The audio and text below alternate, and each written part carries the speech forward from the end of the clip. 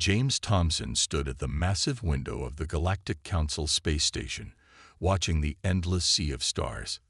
His weathered face reflected in the thick glass as he adjusted his diplomatic uniform.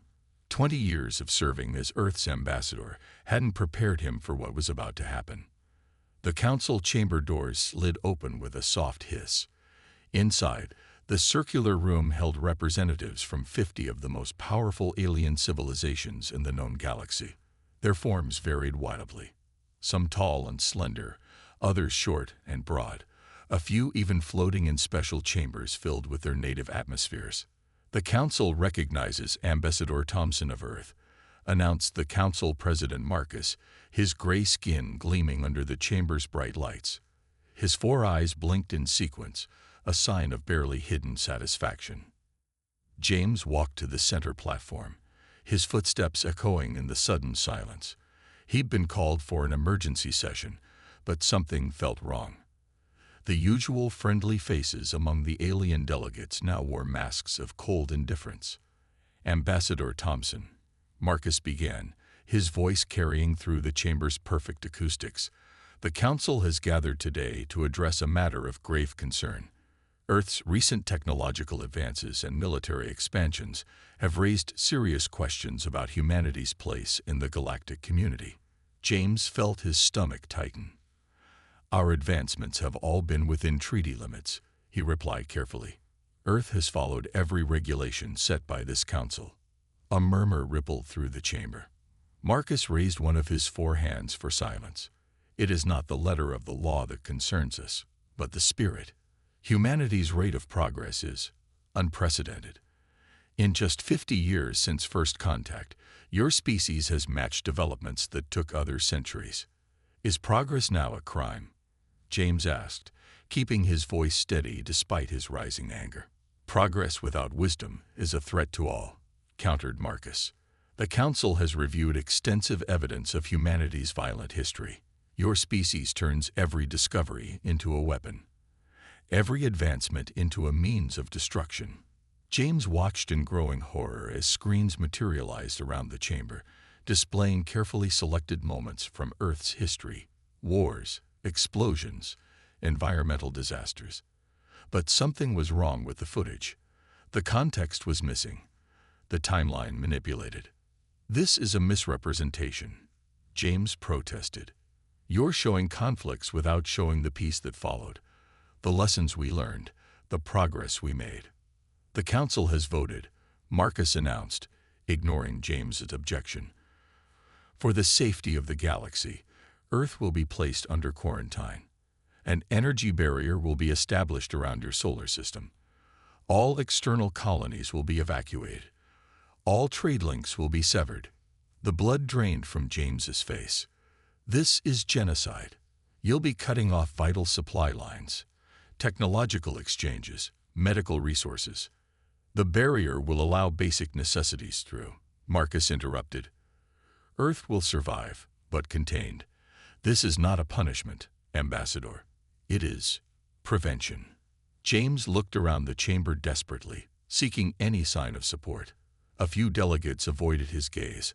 Others stared back with cold determination. And some, he noticed with growing suspicion, seemed almost eager. "When?"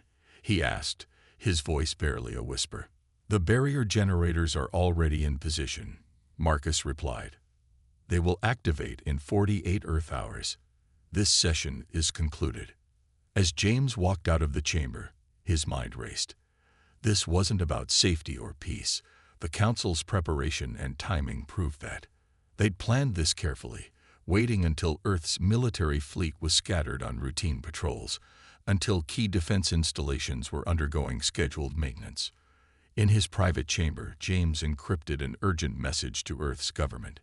He included everything he'd observed: the eager faces, the manipulated evidence, the suspicious timing. As he pressed send, a new thought struck him. The Council hadn't acted out of fear of humanity's violence. They were afraid of humanity's potential. Looking out at the stars one last time, James allowed himself a grim smile. The Council had just made a terrible mistake. They thought they were caging a violent species. Instead, they had backed humanity into a corner. And throughout history, that was when humans proved most dangerous of all. Council President Marcus waited until the last delegates left the secure chamber before pressing his hand against the biometric scanner. The room's lighting dimmed, and a hidden door slid open in the wall.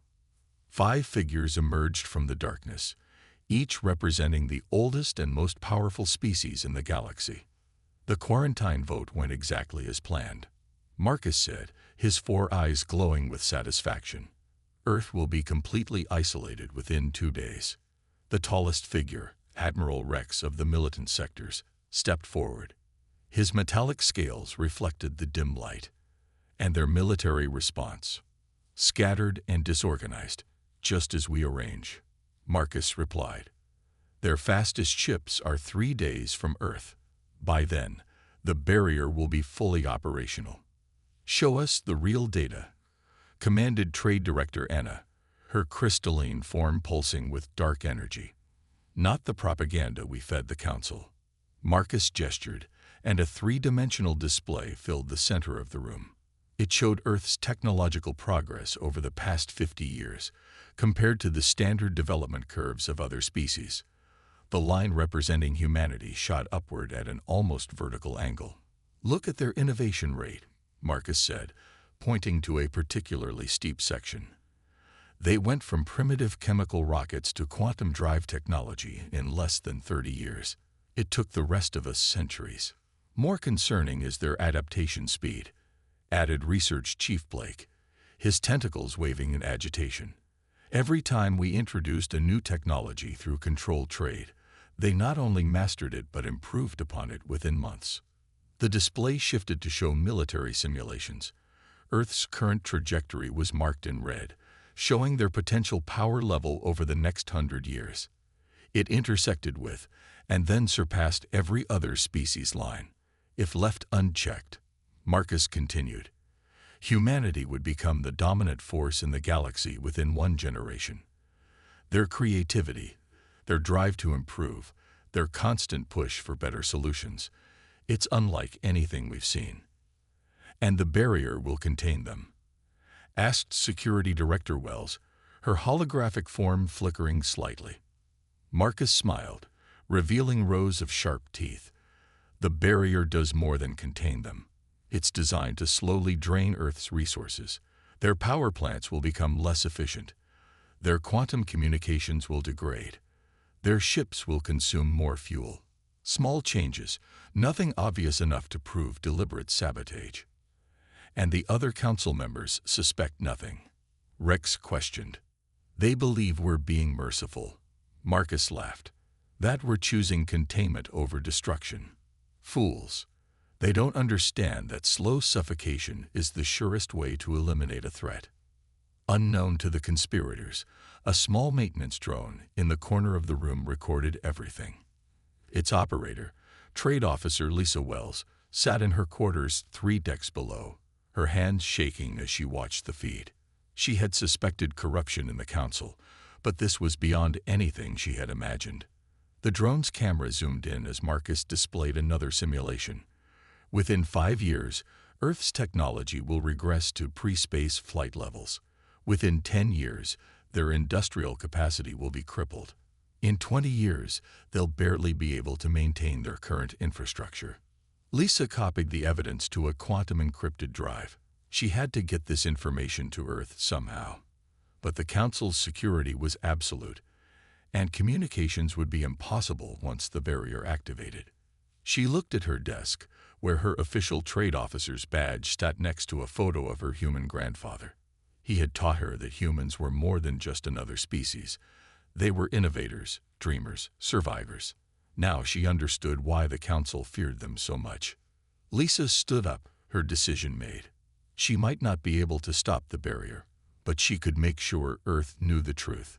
They deserved a chance to fight back. As she prepared her plan, emergency alarms began blaring throughout the station. On her screen, she saw the first reports coming in. Earth's response had begun, far sooner than anyone had expected. The humans, it seemed, had no intention of going quietly into their cage. Deep beneath the Rocky Mountains, in a chamber that didn't officially exist, Earth's military and scientific leaders gathered around a massive holographic display. The room hummed with tension as Admiral Stone studied the tactical overlay showing Earth's scattered fleet positions. "We have 36 hours before the barrier activates," he announced, his voice steady despite the pressure. "Our fastest ships won't make it back in time." Dr. Rivera, head of Earth's Quantum Research Division, stepped forward. Her silver hair reflected the blue glow of the hologram. "Then we don't try to beat the barrier. We break it instead." The display shifted to show complex energy patterns. "The Council thinks they've trapped us," she continued. "But they've actually given us exactly what we need. The largest quantum energy construct ever built." Across the galaxy, Lisa Wells was taking an enormous risk. She moved through the lower levels of the Council station, using her trade officer credentials to bypass security. In her pocket, a quantum drive held the evidence of the Council's true plans. She reached a maintenance airlock and checked her watch. In exactly 2 minutes, the station's security sensors would reset for their daily diagnostic. She had a 3-second window. The seconds ticked by. As the sensors blinked off, Lisa opened a hidden panel and placed a small device inside. A quantum entanglement transmitter, modified to pierce the coming barrier. Old technology, something the Council thought too primitive to monitor. Back on Earth, Dr. Rivera's team worked frantically in laboratories around the world. Project Phoenix wasn't just one plan. It was hundreds of parallel developments, all aimed at turning the Council's trap against them. "The barrier will be their biggest weakness," Dr. Rivera explained to the gathered leaders. "They're so convinced of their technological superiority that they've built it using standard quantum protocols. But we've been developing our own quantum theories, ones they've never seen." Admiral Stone nodded grimly. "How many ships can we convert in time?" "All of them," Dr. Rivera replied with a fierce smile. "The Council's scanning our military vessels, watching for weapon buildups. But we're not building weapons. We're changing the fundamental way our ships interact with quantum space." In the Council station, Lisa made contact with other sympathizers. A network was forming. Aliens who had worked with humans, who had seen their potential for good rather than just their capacity for violence. Trade Officer Ben from the mining guilds provided reactor schematics. Security Analyst Tom leaked barrier control protocols. Medical Director Jack smuggled quantum frequency data. Each piece was transmitted through Lisa's hidden device. Each transmission timed between security suites. On Earth, the pieces came together. Dr. Rivera's team discovered that the barrier's quantum field could be bypassed using principles the Council had never considered. Humans didn't think about quantum mechanics the same way other species did. Where they saw absolute laws, humans saw possibilities. "We're ready for Phase 1, Dr. Rivera reported. The gathered leaders watched as a test drone shifted its quantum signature. On their sensors, it simply vanished. Admiral Stone immediately began issuing orders. All ships begin conversion. Ground batteries switch to quantum disruption protocols. Civilian vessels prepare for emergency procedures. In her quarters, Lisa received confirmation that Earth had gotten her transmissions. She allowed herself a moment of relief before returning to her role, playing the dutiful council officer. Let them think their trap was working. Let them believe humanity was helpless. The council had made 3 critical mistakes. First, they had underestimated human ingenuity. Second, they had given humans access to their quantum barrier technology. And third, most dangerously of all, they had united all of humanity against a common enemy. As the barrier deployment countdown continued, Earth prepared its response. Not with the brute force the Council expected, but with something far more dangerous: human creativity unleashed. The Council's main observation chamber erupted in chaos as the alarms blared. On the massive display screen, hundreds of Earth ships were charging directly at the newly activated barrier. President Marcus watched with a mixture of pity and contempt. "Look at them," he said to the gathered council members. throwing their ships away in a pointless gesture of defiance. His 4 eyes blinked in sequence, showing his amusement. The barrier is impenetrable.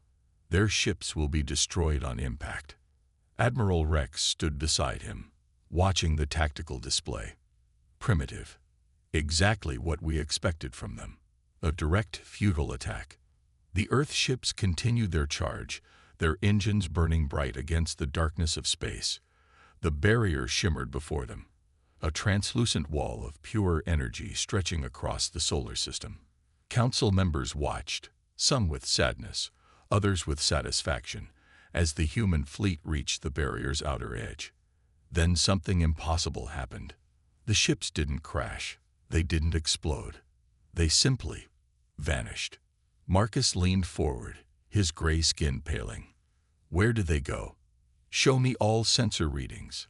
Before anyone could respond, new alarms began screaming.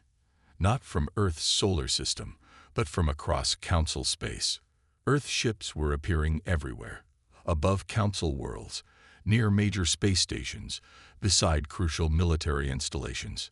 How? Marcus roared. The barrier is perfect. Our quantum calculations were flawless.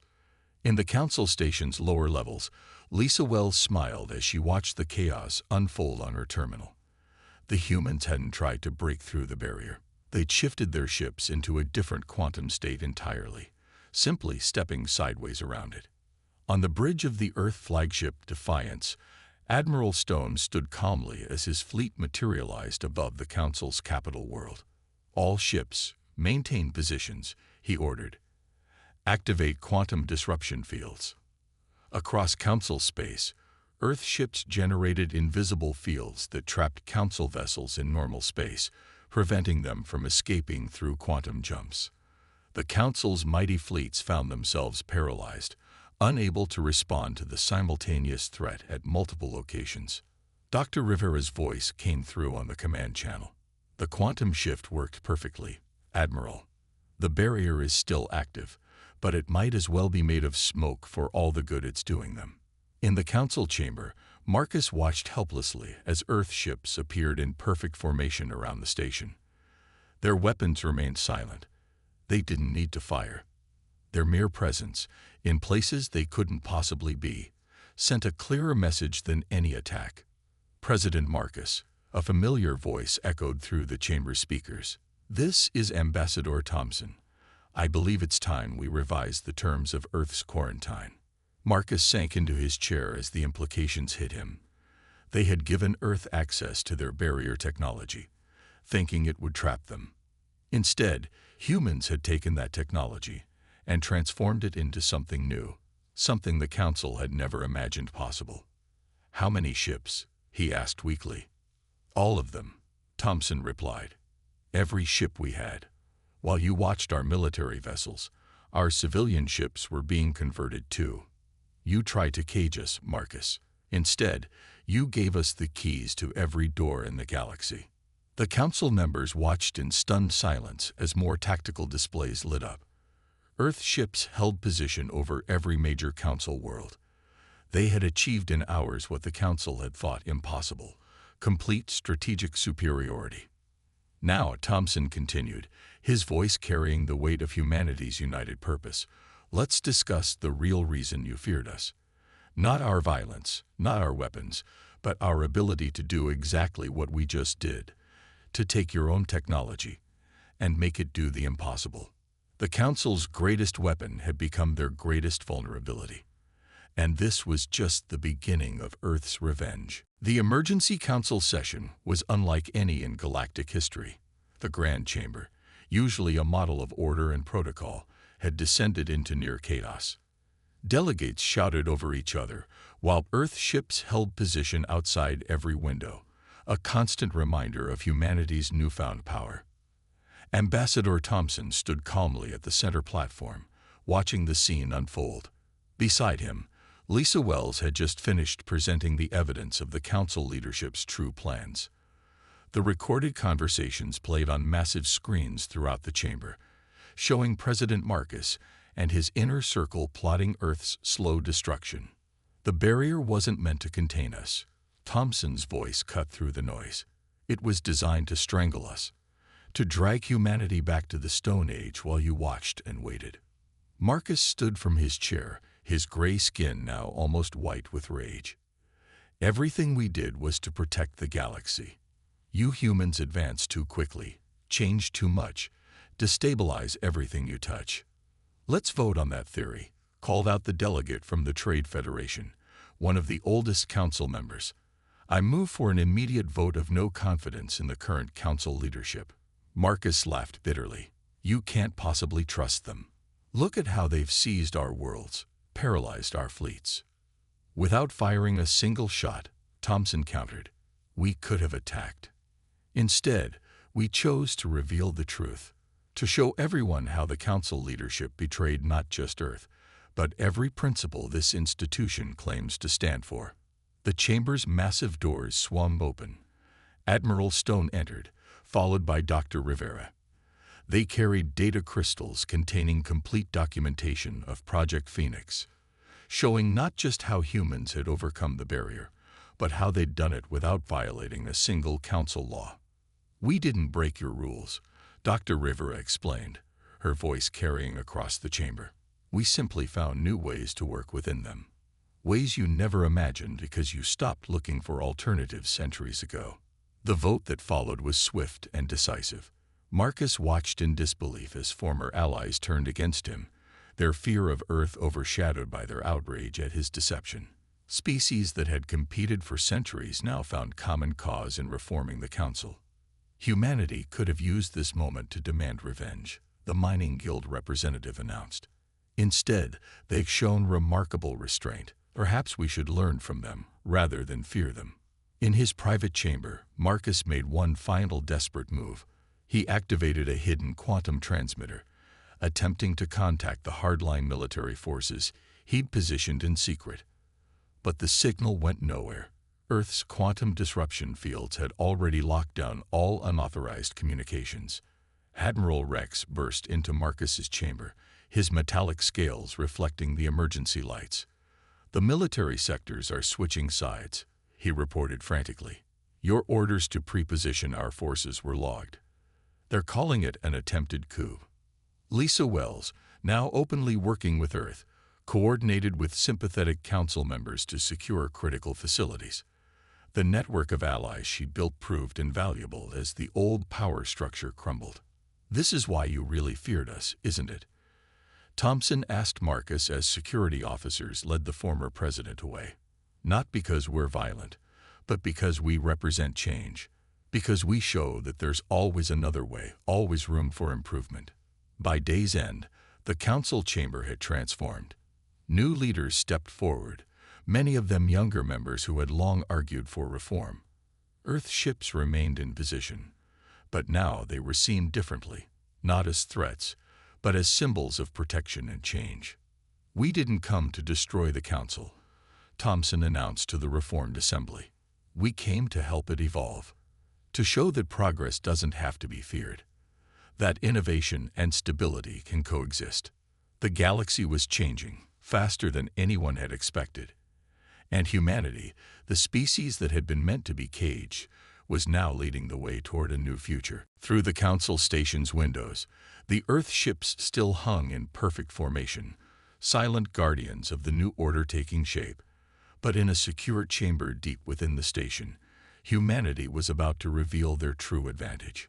Ambassador Thompson stood before the newly appointed council leaders, Dr. Rivera at his side. The room was tense with anticipation. On a nearby screen, a live feed showed Marcus and his conspirators in their holding cells, watching the proceedings. You've seen how we overcame your barrier, Thompson began. But that was just the beginning. Dr. Rivera, show them what humanity has really achieved. Dr. Rivera stepped forward, activating a holographic display. While the council focused on containing us, we made a breakthrough that changes everything. We've learned to detect, measure, and manipulate dark matter. The chamber erupted in disbelief. Admiral Stone, standing by the door, allowed himself a small smile as he watched the council members' reactions. Some jumped to their feet, others sat frozen in shock, and a few simply stared in open-mouthed disbelief. "Impossible," shouted one of the science directors. "Dark matter can't be manipulated. Every species has tried for thousands of years." "Every species except humans," Dr. Rivera corrected. She pressed a button on her control pad. Outside the station's windows, space itself seemed to ripple. A wave of invisible force passed through the area, detectable only by its effect on the background stars, which appeared to briefly distort. "What you just saw was a controlled dark matter wave," she explained. "Completely harmless, but it passed through every shield, every barrier, every defense system you have. Your most powerful weapons would be useless against it." In his cell, Marcus slumped against the wall. Now he understood the true depth of his mistake. The quarantine hadn't contained humanity's progress. It had accelerated it. With their access to normal space limited, Earth scientists had looked deeper, found paths that other species had never imagined. Lisa Wells, standing among the new council leaders, watched as Dr. Rivera continued her demonstration. The dark matter technology wasn't just a weapon. It could be used for faster-than-light travel, instant communication across any distance, even terraforming inhospitable planets. "We could have used this to conquer the galaxy," Thompson said quietly. "Instead, we're offering to share it, to work together to understand and use it responsibly." The new council president, a respected scholar who had long advocated for cooperation between species, stepped forward. "Why? After what we tried to do to Earth, why would you share this with us?" Thompson smiled. "Because that's what humans do. We don't just innovate. We share, we teach, we learn from others. Yes, we can be dangerous when threatened, but our greatest strength isn't our ability to fight. It's our ability to imagine a better future and work with others to create it." In the cells, the former council leaders watched as their worst fears were completely upended. They had feared humanity would become too powerful, would upset the careful balance of galactic power. Instead, humanity had gained that power and immediately offered to share it. "The barrier program will be dismantled immediately," the new president announced. "And in its place, we will establish a joint research initiative. Earth will lead us in exploring these new technologies, these new possibilities." Dr. Rivera brought up another display, showing the preliminary designs for a dark matter research facility. "This is just the beginning," she said. "There are more discoveries waiting to be made, more mysteries to solve. But we'll do it together this time." As the council members crowded around the display, eager to understand this new technology, Thompson watched with satisfaction. Earth's revenge wasn't destruction or domination. It was something far more powerful, the complete transformation of the galaxy's future, led by the very species they had tried to cage. 1 month after Earth's revelation of dark matter technology, the Great Hall of Justice on the Council's capital world was packed to capacity. Species from across the galaxy gathered to witness the trial of former President Marcus and his conspirators. The proceedings were broadcast to trillions of beings on countless worlds. Ambassador Thompson sat in the front row, watching as Marcus and his inner circle faced the consequences of their actions. The evidence was overwhelming. Not just Lisa Wells' recordings, but decades of documents showing their systematic suppression of technological progress across multiple species.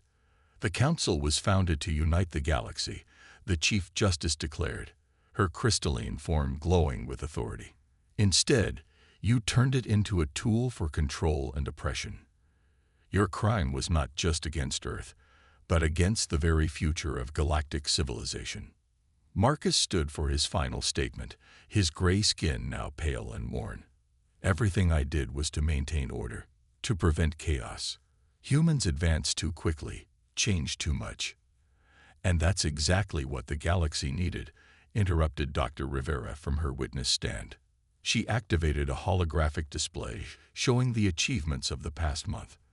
Dark matter research facilities were operating on 20 worlds. New transportation networks were forming. Diseases once thought incurable were being conquered through combined human and alien medical knowledge. Look at what we've accomplished in just 30 days of true cooperation, she continued. This is what you feared. This is what you tried to prevent. The sentences were handed down. Permanent exile to isolated worlds for Marcus and his core conspirators. But the real punishment was having to watch as their worst fears proved completely unfounded. Humanity wasn't destroying galactic civilization. It was revolutionizing it for the better.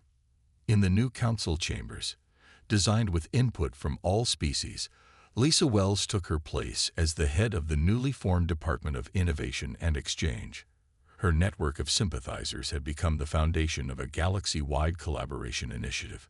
The barrier program wasn't just a crime, she announced to the assembled delegates.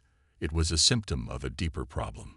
The fear of change, the desire to control rather than adapt. Those days are over. Admiral Stone, now working alongside former adversaries to reform the galactic military structure, watched as the last barrier generators were dismantled.